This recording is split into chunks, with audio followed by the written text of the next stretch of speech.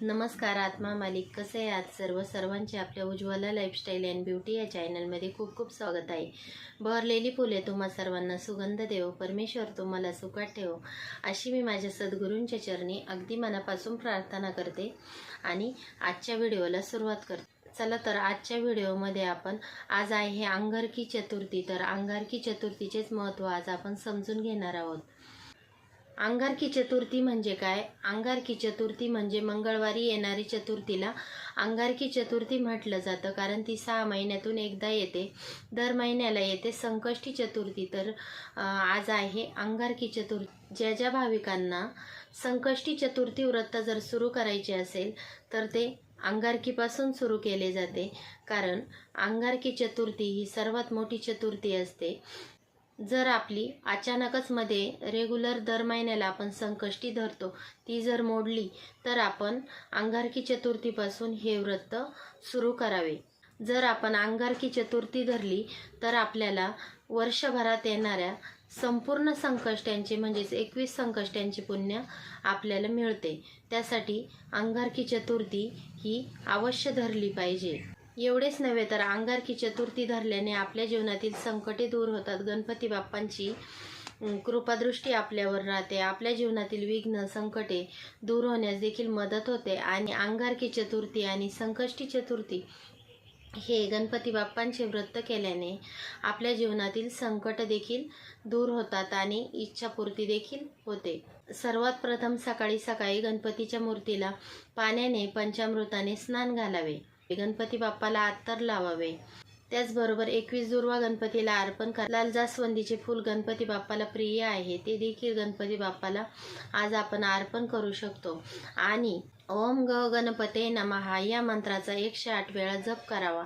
एवढेच नव्हे तर सकाळी तर गणपती अथर्व शिष्य आज म्हणण्यास कोणीही विसरू नये।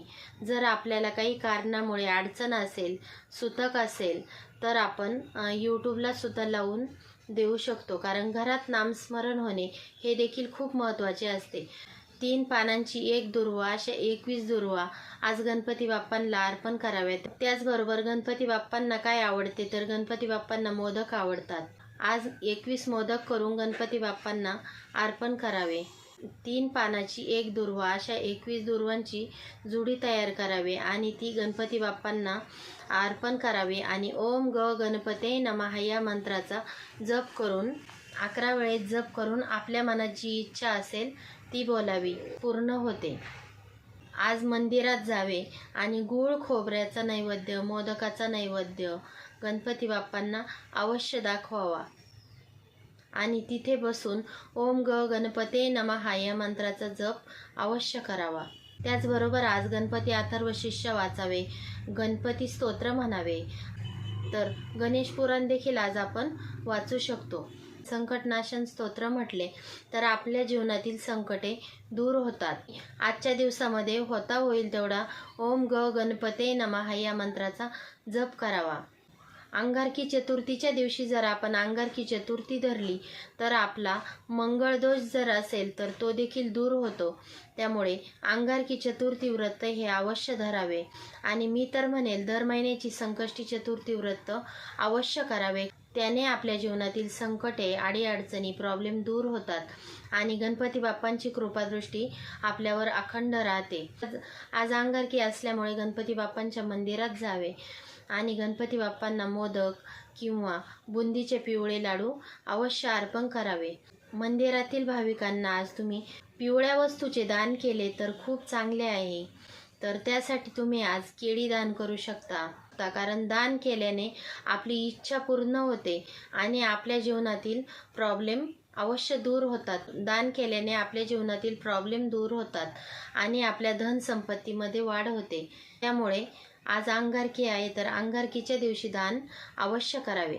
व्यवसायात, उद्योगधंद्यात जर आपल्याला अडचण असेल तर गणपती बाप्पांना 11 दुर्वा किंवा 21 दुर्वा अवश्य अर्पण कराव्या आणि तिथेच बसून ओम ग गणपते नमः या मंत्राचा जप करावा। गणपती बाप्पांना डोळे भरून बघून घ्यावे, आपल्या मनात जी इच्छा असेल ती बोलावी। अंगारकी असल्यामुळे आज संध्याकाळी घरात गोड नैवेद्य करावा, गणपती बाप्पांची आरती करून घ्यावी। त्याचबरोबर चंद्राची देखील आज संध्याकाळी पूजा करावी। चंद्राला नैवेद्य दाखवावा। गणपती बाप्पाजवळ चंद्राजवळ मनोभावे प्रार्थना करावी। चंद्राची पूजा करून झाल्यानंतर गणपती बाप्पांना गोड नैवेद्य दाखवावा। त्याचबरोबर मोदक देखील अर्पण करावे। त्यानंतर आपण देखील उपवास सोडावा आणि आज जी गणपती बाप्पांची भक्ती कराल ती अगदी मनापासून करावी। त्याचबरोबर जे आपले गुरु असतील त्यांचे हृदयात ध्यान करावे।